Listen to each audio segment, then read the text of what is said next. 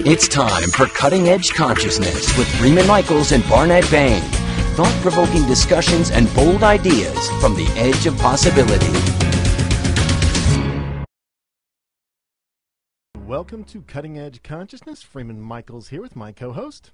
Barnet Bain here with his, I hope, sexy FM voice. It's back. It's back. Your head cold's back. I can't shake this. You know, we were sitting this morning.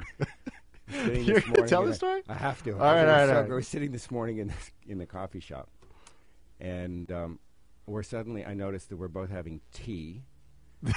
That's right. And I also noticed that somebody's looking over, and my adolescent 20-year-old in me suddenly goes, "Wow, somebody's looking at me." I look down.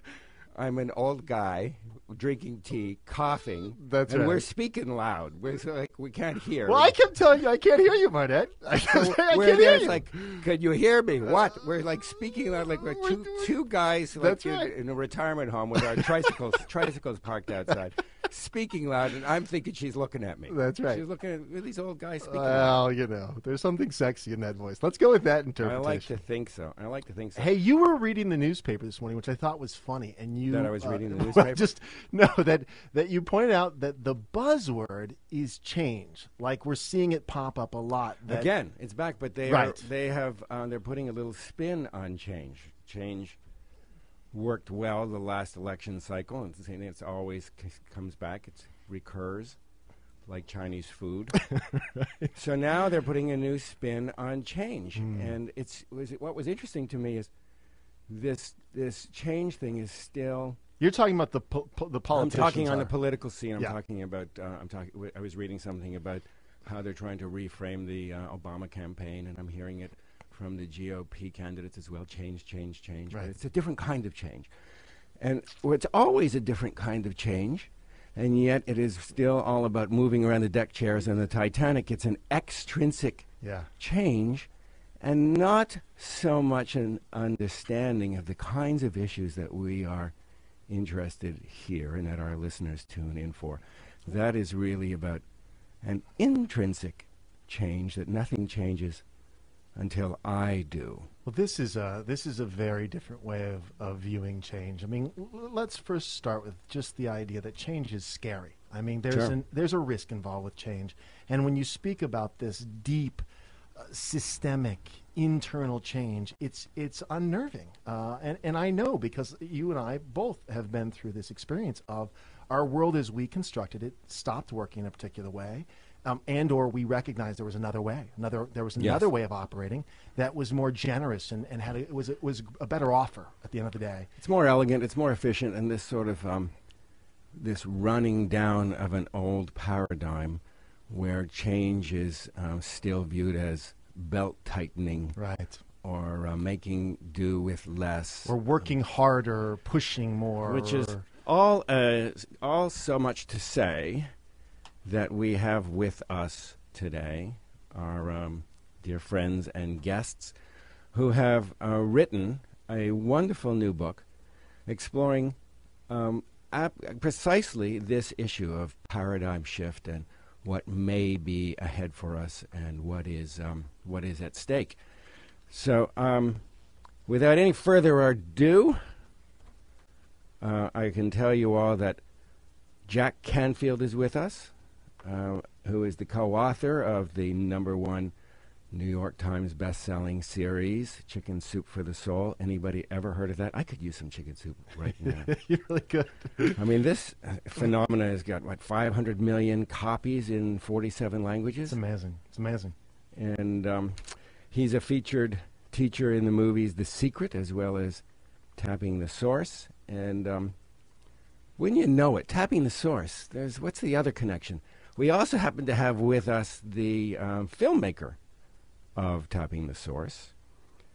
He's also the co-author of this book that we're going to discuss with Jack Canfield.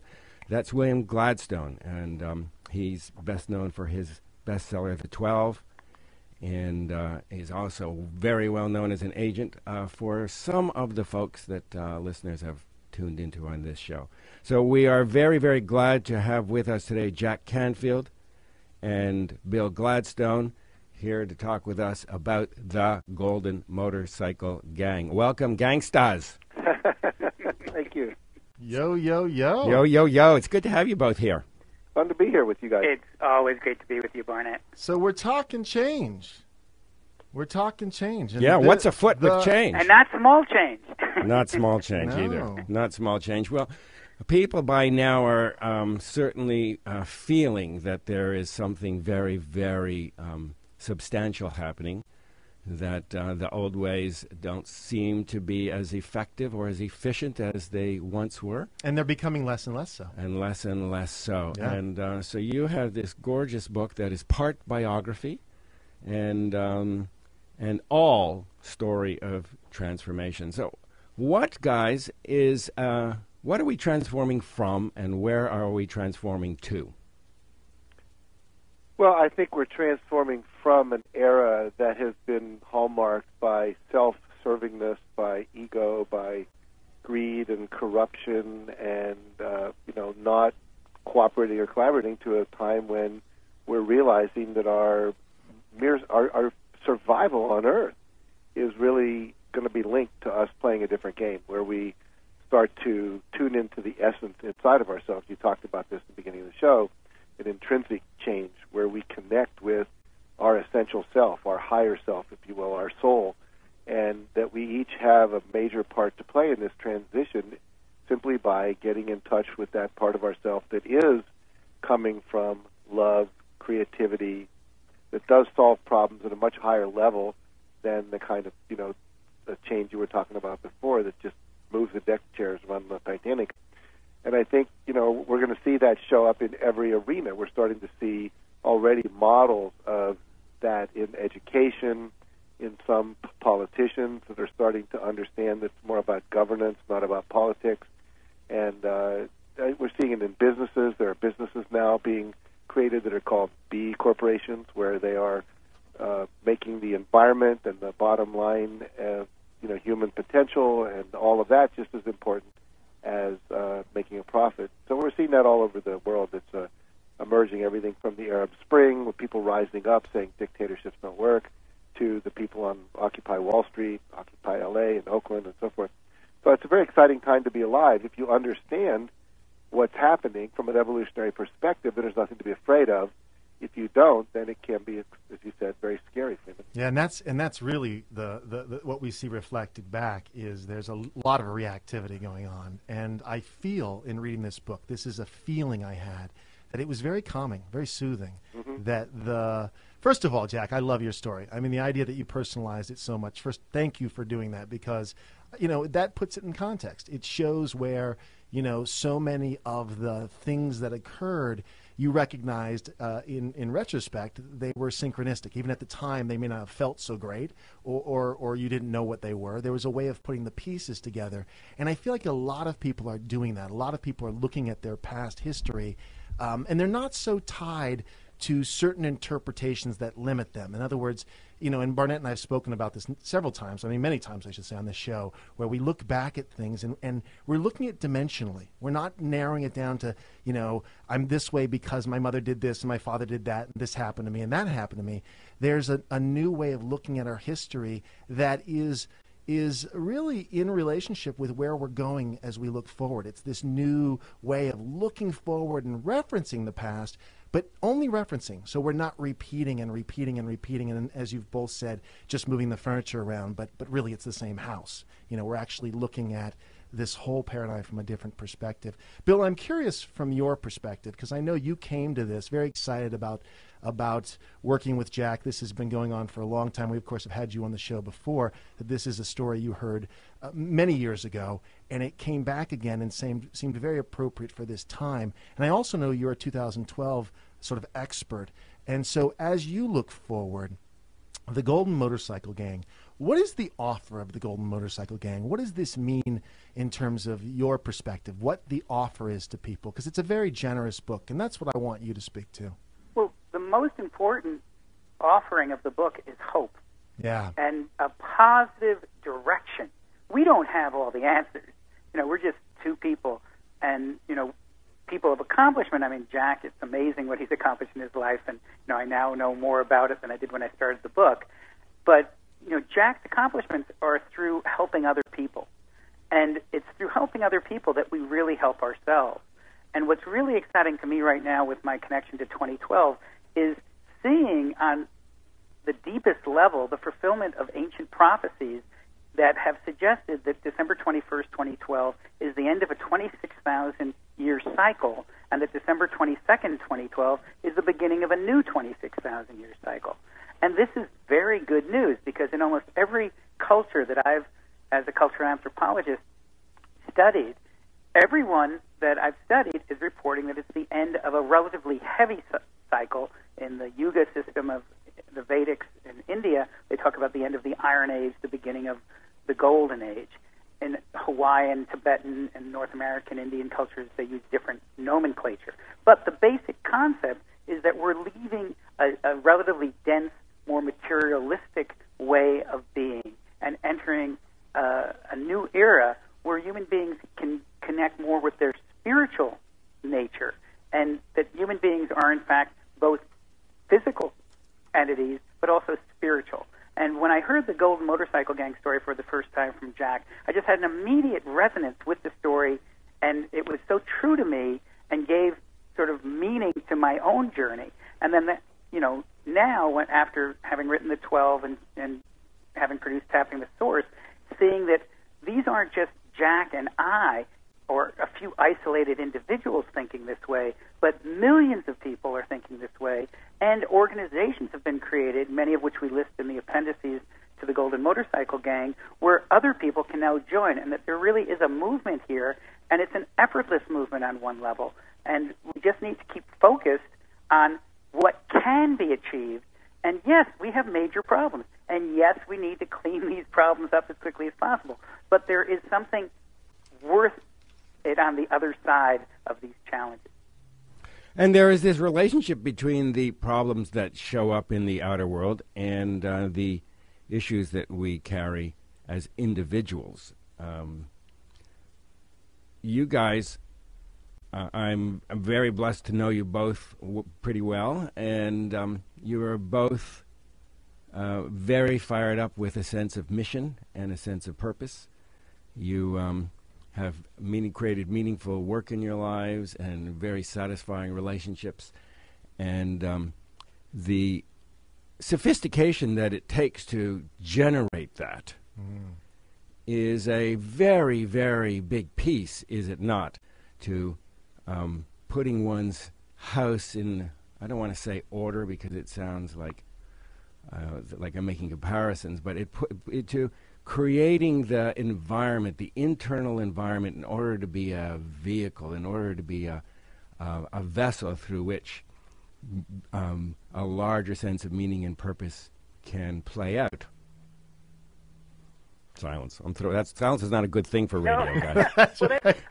We'll all meditate on that for a minute. Everyone meditate on that for a minute. Some of us have our inner journey thrust upon us. Yeah. And others, like Jack, seek out the inner journey. Yeah. And I think we contrast, and that's good for the listeners, because that is actually true. Jack, from very early age, was, and you'll read about it in the Golden Motorcycle Gang, and Jack will explain more, but, he was just almost obsessed with the inner journey and getting what I think it is okay to say his internal house in order. Yeah. And I came from a totally different direction. I didn't want to look inside at all, but through my near-death experiences and other unusual occurrences, I couldn't escape it. And I would say that it's only right now that I'm starting to really look at my inner journey and connect it, because I've always been completely outer focused, business and sports and, not my inner journey. I've kind of avoided that. So it shows that you can still, be on this path, whether you resonate in one direction or the other initially. But Jack certainly, more of the, I would say, prototypical, yes, let's go in and see what's there. And there's this paradox, because the stakes are certainly large, and it would be very easy, and sometimes we look out and we see people that get very dour about the stakes. And yet you guys are funsters. You know how to have fun, and you hold the stakes with the commitment and with all the seriousness that they warrant, and at the same time, you know how to have fun, and that comes through very, very clearly in the Golden Motorcycle Gang. How important is that, and how consciously is that something that you tend to? Well, I was not always fun. I actually grew up very serious. And I was I went to a military school for 8 years from the 5th grade till I graduated high school. I went to Harvard, which does not develop fun; it develops the brain. Right. And well, you become a rebel then. I know. Well, what happened for me was I became a teacher, and I was very involved in the civil rights movement. I was very serious about that. And it got into the self-esteem work that I do. Talk about that a little more later, how that happened. But I was running a workshop. I was probably about 29, 30, 31. And my sister, who was about 7 years younger than me, took the workshop. And at the end of the workshop, she said to me, if growing up and having high self-esteem means being like you, I'm not interested. I said, why is that? She said, because you're no fun. You are heavy and significant and kind of boring. Wow. And I went, oh. So I really took that to heart. It was one of those things you kind of want to slough it off, and you wake up thinking about it, you go to bed thinking about it. And so I made a determination to add humor and fun to my life. And I remember I went out, back then we had cassette tapes you bought, and I bought $70, or probably about $9 each, probably 10, cassette tapes of comedians, people like Richard Pryor and Robin Williams and so forth. And I started listening to those, and I got to where I could see the world from a kind of a funny lens. And I started playing more. I took some improvisational theater classes. I studied game theory with Matt Weinstein. He wrote a book called Playfair. Became one of my best friends. So literally, it was something that I made a choice to access that part of my personality.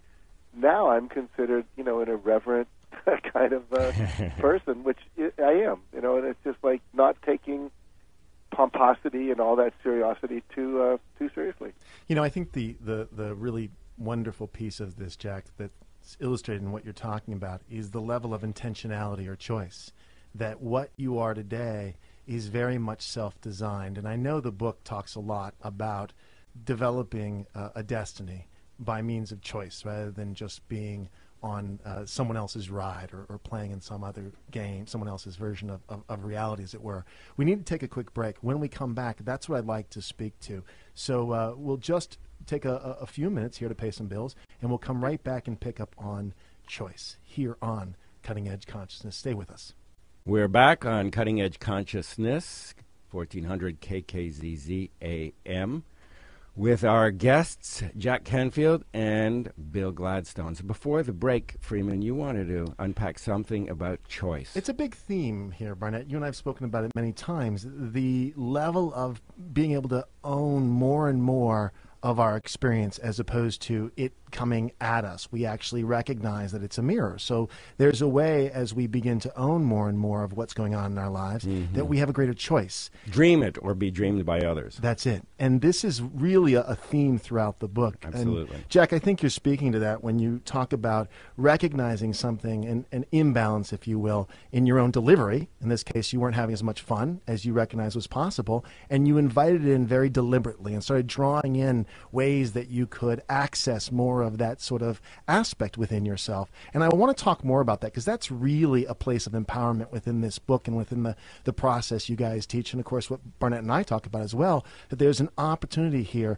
Really, it's overwhelming at first to think that we're making all these choices, that we're that responsible. But at some point that flips and that becomes an opportunity and a gift. And that's where I want to start. So either of you, Jack or Bill, if you're willing to speak to that level of personal ownership and how that becomes empowering. I'll let Bill go first on this. Well, I just wanted to get back a little bit, and it's related to the idea of fun. I think fun is absolutely essential. There's all these books, No Pain, No Gain. One of the first books I ever represented is If It Isn't Fun, Don't Do It. And I think that there really is an importance that you feel joy and you have a good time. I think, Jack's irreverence of, calling this spiritual event the Golden Motorcycle Gang. How fun. I mean, we think of Golden Motorcycle gang, and immediately we think of guys on Harleys and, ripping around, the landscape and having a good time and not being responsible. It's sort of the opposite of what somebody else might have thought of, we're going to call it the angels of retribution, or who knows what. You could have been very dour with it, very serious. And the reality is, saving the world has got to be fun. I mean, having success in life is fun. And that's the saving piece that people get stuck on. I mean, yeah. I like the re-enchanting piece better. It just has a little lightness to it. Re-enchanting. I mean, it depends where you are, but I can tell you, if you're I'm in Southern California. If you're starving in Africa right now. Yes, feed people. I'm with you. I mean, I don't want to make light of But Bill, there's so often you see in those cultures where we look down and say, wow, they're so suffering, and you see these people smiling. Rocco Balik, who I know you guys know, and he made Happy the movie, so many brilliant illustrations of where people who ostensibly ought to be miserable aren't. They aren't any more miserable or happy, as it were, than people in America who have all this stuff. So, really... And I totally agree with you, but I'm talking about the people that are actually being massacred. I mean, there's some horrible things going on in the world today. Mm-hmm. Right. No, good points. Material... Mm-hmm. I just don't want to make light... I mean, we're very fortunate, no question. Everyone in this country, even you're unemployed and you're, whatever, you're still here, and basically, compared to some other situations. But the point is, just being alive is a miracle, and we should all rejoice every day we wake up just because we're here, and this is such a great planet and such a great universe. We often lose sight of it. All I'm saying is, one of the things that really intrigued me about Jack's story of the Golden Motorcycle Gang was Jack's own sense of fun. He said, well, I'm driving along in space, and I'm looking down, and it's like I see a car accident, and like a good Samaritan, I want to stop by and help out. It wasn't like this big burden. It was like, hey, I'm just, That's the point, because survival thinking is restrictive. In other words, when we get into the crisis thinking, we begin to constrict. That's like a human tendency. So when we talk about fun, it's an opening to new ideas, right? Absolutely. The other thing that's very important, and this is sometimes hard because I discuss this with other people, is you can be totally passionate about your cause and your purpose and put every ounce of energy into it, but at the same time, be completely detached from the results. Absolutely. And it's like, thank you for saying that. I spent my entire life trying to cure cancer, and I failed. But it was the journey. It was still, things I don't know happened during that process of, quote, failure that were major successes along the way. So it's this combination. And if you take yourself too seriously, if you take your mission too seriously even, it's not really going to help. Part of the mission is doing what you're going to do with a sense of joy and fun. Beautifully said. Beautifully said. Jack, you speak a lot about taking 100% authority. That you are the author of it 100%. And I realize that depending on somebody's perspective, that could mean it's a individual appetite for taking that level of responsibility. But I know that you mean ultimately 100%, not just that you create whether the glass is half full as a function of perspective. That is true. But I think that you also mean that you create the glass itself. Am I right? Yeah, I believe that we create our own reality. I think we choose it. In fact, there's now research done through hypnotic age regression taking people back to before they were born, and they've done over 2,000 of these regressions, and everybody has a memory of choosing to be born, choosing their parents, choosing any disabilities they might have in this lifetime, choosing their gender, choosing their race, etc. So our kids will often say, well, I didn't ask to be born. We go, yes. So we know that we're here because we have lessons to learn, we have purposes to unfold, we have services to give, etc. And we chose that. So we chose the conditions. Secondly, we're constantly choosing our future by the choices we make today and the decisions we make and the actions we take. Absolutely. And that's the part that's hard for some people to get. Like people will say, well, did I choose my cancer? Well, you didn't choose it, but you're responsible for it. And they'll say, well, how am I responsible for having cancer? I'll say, well, have you only eaten organic food your whole life? Did you cleanse at least once every couple of weeks, take a day off and fast? Do you use a cell phone up next to your ear instead of using an earbud? we go right down the list. Do you live next to this? If you eat toxic that, do you get your clothes dry cleaned? Have you processed your anger, your disappointment? Toxic to you. You are responsible for. Well, I didn't know about that. Well, who's responsible? Do you read the manual to your car, or do you only take it out when you have a flat tire? Yeah. At first that feels overwhelming, but I think when we get to the point of it's personally, it's ecstatic. And when we get to the point of really recognizing, wow, you mean I am, as you've put it, Barnett, the author of my own story. I can actually write this however I choose. That becomes really exciting. As this book illustrates so beautifully, we are at this tipping point. I have this image in my head of a child's playground with a teeter-totter in the middle and this balancing fulcrum. And we, to the degree we take this personal responsibility, we're not in a codependent relationship with the world, but we have an opportunity to help and to serve because it's fun. Yeah. And that is what tips us over into what is beautiful and good and true, not so much what we already know, but what we can reaffirm about life, but what we can learn on this journey of the complete authority you're talking about, Jack. Well, I think what happens, guys, is that when you realize that you're responsible for the quality of your relationships, the health of your body, the amount of money you have, etc., you begin to go, okay, if I am responsible for that, maybe I'm responsible for the quality of my city, the quality of our government, the quality of our environment, etc., and you begin to play a bigger game of responsibility. And I think we're at a place evolutionarily, we talk about, Barbara Marx Hubbard is in our book, you guys know her, and she is what we call, an evolutionary futurist, and she literally talks about conscious evolution, the idea we have evolution by choice rather than evolution by chance. We're the first organism in the history of the world that has the ability to do cognition at the level we can. It also has access to spiritual intuition that we can really choose how to respond to the environmental crisis we find ourselves in, both, in terms of water and food and overpopulation and all of those things, so that we can choose the direction we evolve in rather than just have it happen arbitrarily. So we're really at a very exciting time in history where we can create a world that works for everyone and really experience heaven on earth. And I want to bring this back to the individual because, again, when we think of these things in these, sort of mega context, the polluting of the environment and so forth and so on, it's really important, and this book really points it out, that it's at the level of our own choices, moment to moment, day to day, that we make the major shift, that collectively will allow us to see possibilities that we perhaps can't see right now based on the systemic thinking we're in.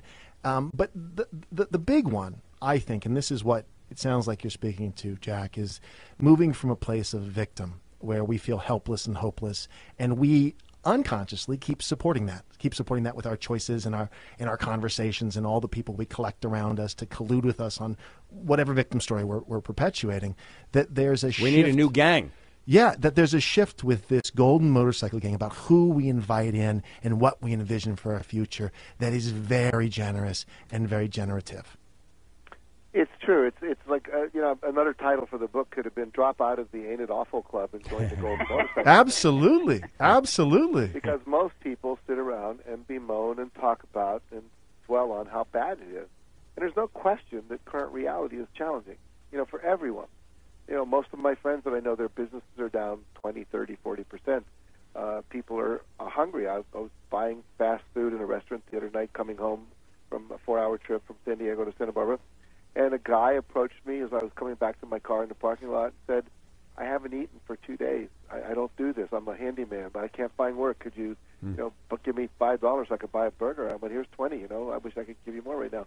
And the reality is that we are, in a sense, responsible for each other, and we have to step into this place where we create an environment, create a reality that does work for everybody. Because part of the thing that Bill talks about, and I'll let him expand on this, is how we are all one. Once you tune into that consciousness that we're talking about, this evolved consciousness, you get that the guy in the parking lot is part of me. That's right. He's part of humanity. It's like if I have my foot has the athlete's foot or has a toe that's got a boil on it or whatever, I've got to take care of that foot, just like I have to be responsible not only to give this guy some money to buy some food, but to start looking at the system that keeps creating people like that. So we are responsible ourselves, but we're also responsible for those who are not yet aware that they're responsible. And that's kind of part of the conundrum of this whole game.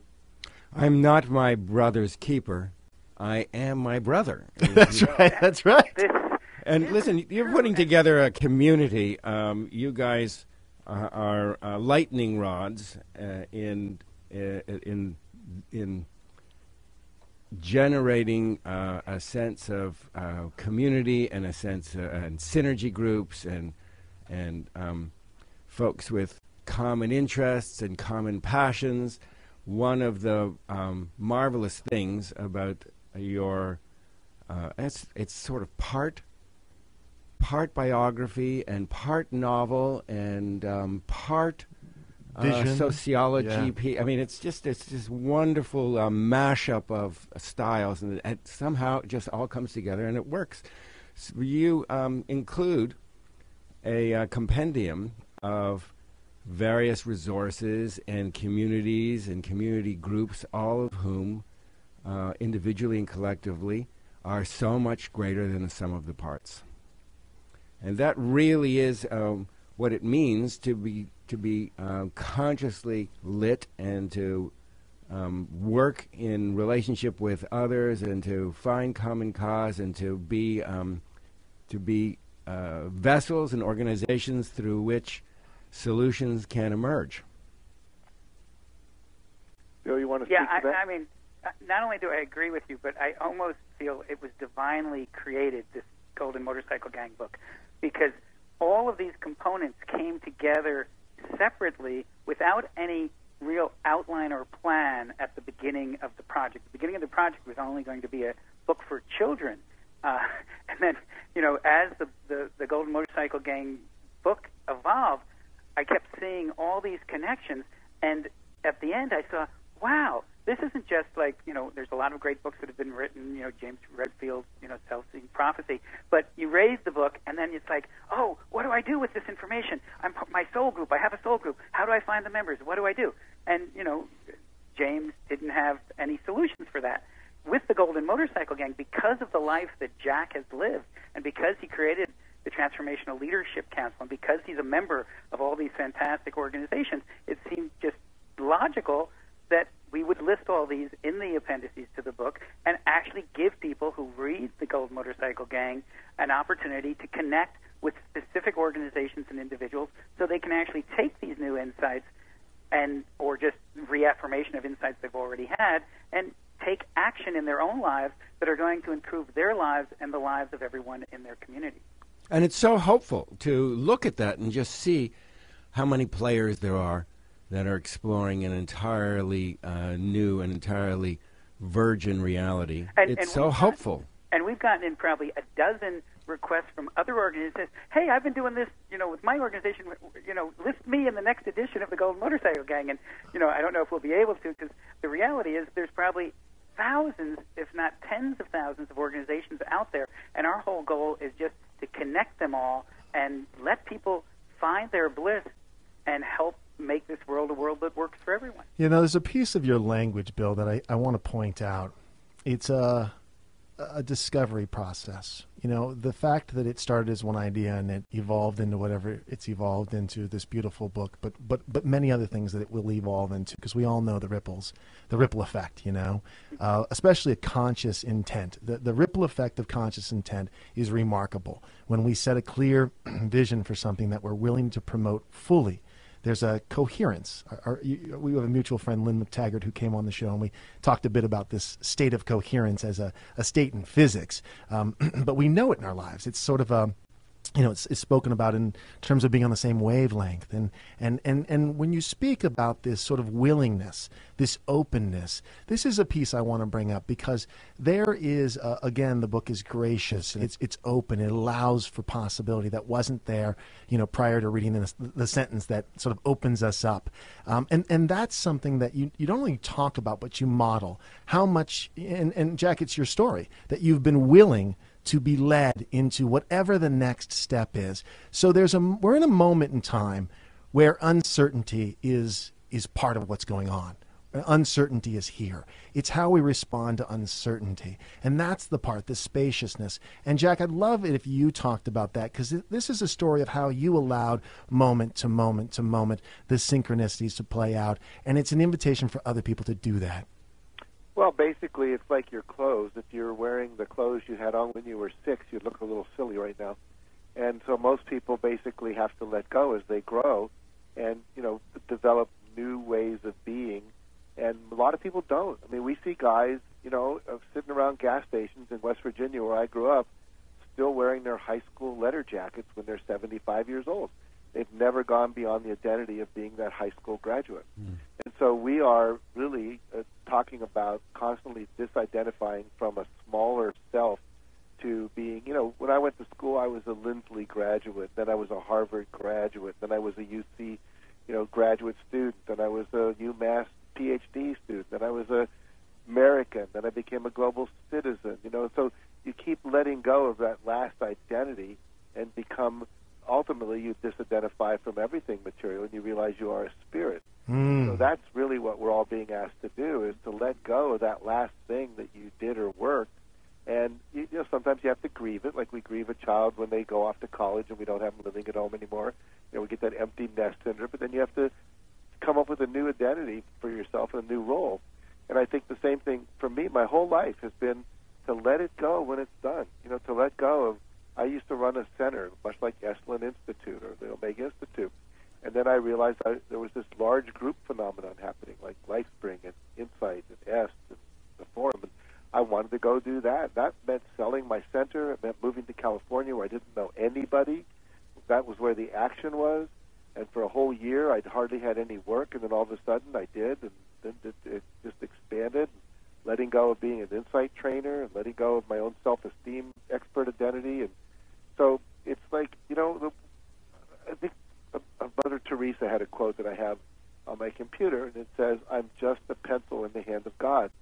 And so, when God wants to write a new book, I got to let go of the last one. And so I'm just a word processor, I guess, or a computer in the hand of God, and just want to be. If I take credit for anything, guys, it's that I listen. And you show up. I listen to what the guidance is, and then I do it. I show up. I take the action, and it's scary sometimes. One of the other things, though, Jack, I want to just add to your list here is you also enjoy life, and you're not afraid of life. You want to live life, and I think it's by living that you've allowed your life to evolve in the way that it's evolving. And I think that's something that, we really want to share with everyone who reads The Golden Motorcycle Gang.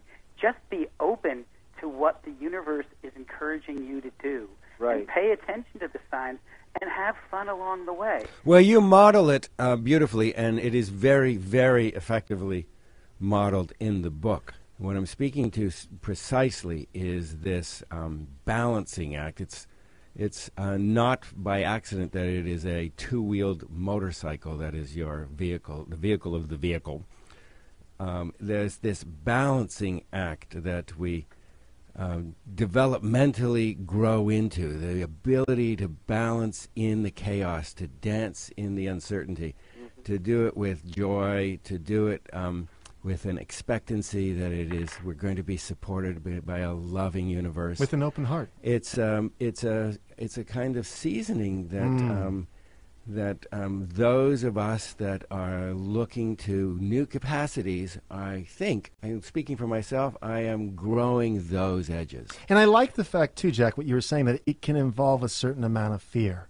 It always does. Yeah, no, I really appreciate that, because I think sometimes, while these are paradoxical, Bill, what you were saying is absolutely true, that Jack, you've demonstrated the courage to do this. And in the same time, Jack, you were saying, but I am scared. And I think that's a relief for people, because there's no you don't have to wait to be somewhere. It's a choice you make moment to moment. And people the can fear relate. comes along. People can relate when we are, as human beings, we learn by example and by seeing it. And when you see people who are uncommonly successful by any definition, who openly are vulnerable about the resistance that's involved and the fears that are involved and what it takes to let go of an old identity and to move into the unknown and discover and be discovered by some mystery. that's a whole new modeling that we don't have a lot of experience for, and that our listeners are, I promise, you will find in the Golden Motorcycle Gang. Well, one of my friends, and at one point a mentor by the name of Bob Proctor, does this wonderful demonstration where he walks across the stage very stealthily. He's got his coat up over his head. He looks very scared. He stops and he looks around. He says, some people's whole goal in life is to just get to death without anything bad happening. And that's not the life I want to live. I want to eat it up and taste it all. And so, sure, there's some scary things. I've broken my knee skiing, and, I've gotten divorced. Marriage didn't work out. I have lots of kids as a result of it. And I've had companies that went bankrupt and friendships that didn't manifest and, trips that turned out badly. But they call life an adventure because adventure means something bad could happen, like a broken leg or, losing your leg to an alligator in the Amazon or whatever. But the point is that if you don't do those things, you don't have any fun, you don't grow. And I think the purpose of life is to grow, and to grow spiritually, to grow physically, to grow mentally, emotionally, and to grow in your impact in the world, which is what Bill and I and you guys are all about. Yeah, thank you. And before we let you go, I want to say that this is a book about that very thing. It's really a book about, it's an offer.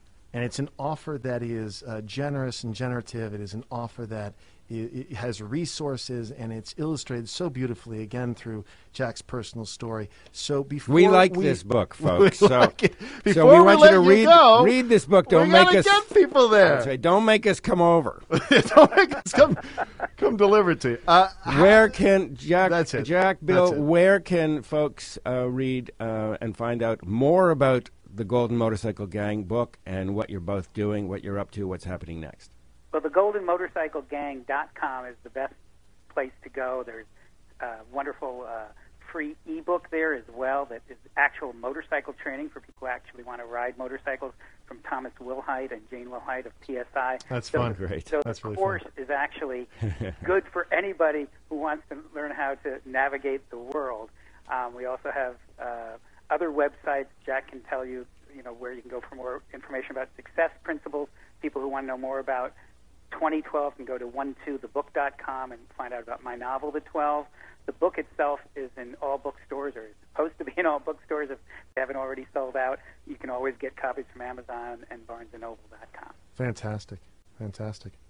Well, thank you both for spending time with us. Of course, this will all be up on our website. It'll be listed, these websites, Jack's, yours, and the Golden Motorcycle Gang, as well as Bill, yours, will all be listed at the bottom of the podcast. So any folks who need this information, you can always go to cuttingedgeconsciousness.com, and you can find it there. Thank you both for spending the time with us today. My pleasure. Hope to see you soon, guys. Okay. Take care. Enjoy the rest of the day. Thank you. Bye. And for those of you listening, stay tuned, because we'll be right back here on Cutting Edge Consciousness. Welcome back to Cutting Edge Consciousness here on KKZZ 1400 AM. This is Freeman Michaels here with my co-host, Barnet Bain. Fun. Great fun. The Golden Motorcycle Gang. It's a fun read. They really do in this book have that fun, that sense of humor. They weave that story, and they make it engaging. I think, this evolution of consciousness can be fun. I mean, I think that's really not the way it's often presented. Well, it can be fun. Look, we're all here in the body at this time. If you believe, as I do, that we are not victims, that we choose these things, then we chose to be here specifically now. And in my own framing of it, it's the most exciting time ever, and I feel as though I have the opportunity to live two lives, two lifetimes in the one incarnation. I've come all the way up to, I'm 58 years old now. I've come all the way through these 58, 60-odd years. From a particular worldview, a particular paradigm of relating to all that is, basically that the present is the result of the past. Right. And as that is sort of fading out, what is fading up There's the filmmaker in you. There's the filmmaker in me. Is this whole? I'm actually making a film about this right now. Yeah, I know you are. I know you sent me the as script. what is fading up is an entirely different paradigm. That the present is the result of the future set against the backdrop of the past. That is such a beautiful. That can only happen when we become close enough and intimate enough with all of the beliefs and all of the conditioning that we constantly keep dragging with us. Yeah. And so that life starts to become more dreamy. So I don't know where this is going to go. And right now it's very chaotic and dissonant as we sort of see the hold of the present as the result of the past mindset kind of collapsing. It's amazing. You open the newspaper, and on one column there's a horrendous story of everything is going to hell in the handbag. And in the very next column, it's fantastic. Everything's fantastic about the same issue. The economy is collapsing. Then in the very next columm, there are more housing starts than in the last 3 months. Yeah. So it's you could get crazy. It's crazy making unless as is so beautifully laid out in the Golden Motorcycle Gang, unless we begin to move from chance to choice. Yeah, you know the piece that you bring up. It's really wonderful. We were talking recently, and I know we'll talk more about this, about how I don't want to personally perpetuate storytelling in my kids. Yeah. And instead of saying to them when they're upset, for example, what happened, I've come to start to ask them, what do you need?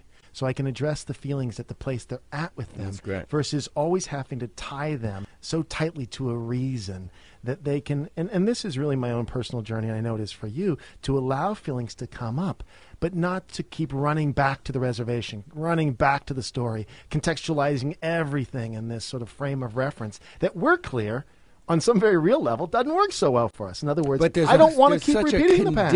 It's a condition. It is conditioned, totally. I found this morning, I've been looking at this so closely, and I'm discovering that almost none of my thoughts and my responses to things are in the moment. Right.